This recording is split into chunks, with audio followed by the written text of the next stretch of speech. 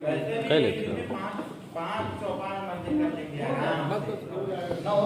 अगर शराब पिलाने से व्यक्ति को रोजगार मिल जाए, बच्ची को शिक्षा मिल जाए, लड़कियों की सुरक्षा हो जाए, तो सबको शराब पिलाओ तरफ से नहीं। जो मोहन भागवत ने कहा है, मोहन भागवत जी को बहुत पहले समझ में आ जाना चाहिए था। ये कहीं ना कहीं जन जागरूकता, सरकार का ध्यान उन पूंजीपतियों पर हो गया है जो पूंजीपति शेयर मार्केट में पैसा लगाते हैं और पैसा लगा करके 1-2%, 3%, 4% जो सरकार को देने का काम करते हैं। मोहन भागवत का बयान आ गया कि ये जाति तो पंडितों ने बना दी। एकदम उनका बयान सही है, हम उसका समर्थन करते हैं, हम उसका समर्थन करते हैं। उस समय जैसे कहा जाता है आवश्यकता उत्पत्ति की जननी है, कहीं ना कहीं ये सत्यता भी है। जो मोहन भागवत ने कहा है, मोहन भागवत जी को बहुत पहले समझ में आ जाना चाहिए था। ये कहीं ना कहीं जन जागरूकता और शिक्षा की ही देन है कि मोहन भागवत जैसे बड़े व्यक्ति को भी इस बात पर कहने पर विवश होना पड़ा।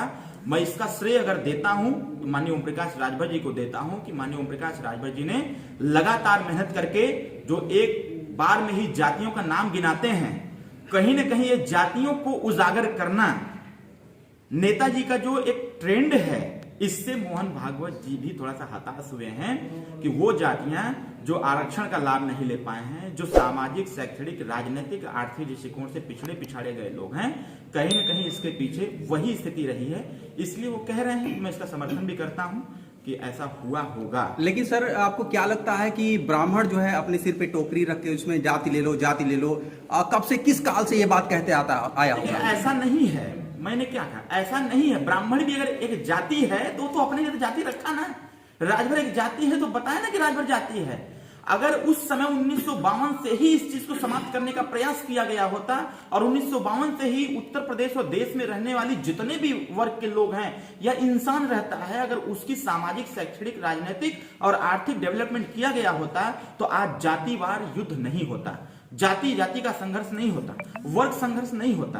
कहीं ना कहीं ये मेरा जो मानना है, मोहन भागवत जी जिस एक व्यक्ति विशेष पर टिप्पणी कर रहे हैं, मेरा मानना है हम जैसे पढ़े लिखे लोग इस पे बात करेंगे तो हम ये कहेंगे कि ये जाति पर नहीं बल्कि व्यवस्था ने इस चीज को ऐसा कर दिया कि जो गरीब हो गया उसको जाति से संबोधित करना पड़ गया, जो अमीर हो गया उसको बिजनेसमैन में ला दिया गया, जो पूजा पाठ करने लगा उसको ब्राह्मण का दर्जा दे दिया गया। उसकी जाति, ब्राह्मण में कई जातियां हैं, ठाकुर में कई जातियां हैं, हम राजभर हैं, हमारे में 7 उपजातियां हैं, लेकिन उसकी तो चर्चा नहीं होती।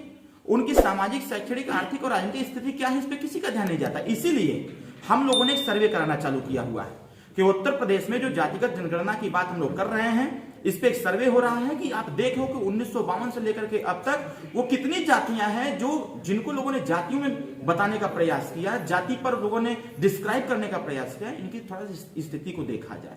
शराब उत्पादन में लगभग 22,000 करोड़ रुपए का बजट देश और प्रदेश की सरकार लगाती है। बेरोजगारी कैसे खत्म होगी? अगर बेरोजगारी शराब पिलाने और पीने से खत्म होती तो मैं उत्तर प्रदेश का सीएम बनना चाहता हूं, मुझे पहले शराब पिलाया जाए। मैं डीएम बनना चाहता हूं, मैं एसपी बनना चाहता हूं, मुझे शराब पिलाया जाए। देखे कितना इसमें नशा है, मुझे पिला दिया जाए। मैं एसपी बनना चाहता हूं भाई, मैं मंत्री बनना चाहता हूं, मैं मुख्यमंत्री बनना चाहता हूं। अगर शराब पिलाने से व्यक्ति को रोजगार मिल जाए, बच्ची को शिक्षा मिल जाए, लड़कियों की सुरक्षा हो जाए, तो सबको शराब पिलाओ तरफ से नहीं।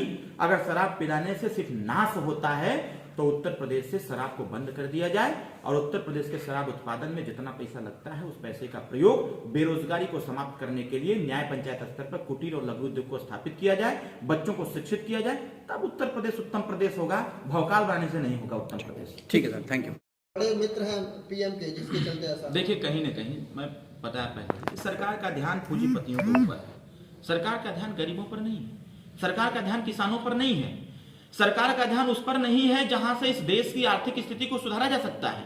सरकार का ध्यान उन पूंजीपतियों पर हो गया है जो पूंजीपति शेयर मार्केट में पैसा लगाते हैं और पैसा लगा करके 1-2%, 3%, 4% जो सरकार को देने का काम करते हैं। सरकार अगर पैसा किसानों पर लगाती, बेरोजगार नौजवानों पर लगाती, तो मुझे पूरा विश्वास है कि जो क्राइसिस चल रही है, जो बेरोजगारी चल रही है, जो गरीबी चल रही है, समाप्त हो जाएगी। आने वाले समयों में ऐसे नेता की आवश्यकता है जो देश की स्थिति को सुधारने के लिए, देश जो कृषि प्रधान देश है, इस देश को सजाने संवारने पर अगर पैसा खर्च करे तो मुझे पूरा विश्वास है कि आने वाले समयों में क्राइसिस खत्म हो सकता है। कृषि प्रधान देश की आपने बात की, अभी बगल का एक गांव है गौरा,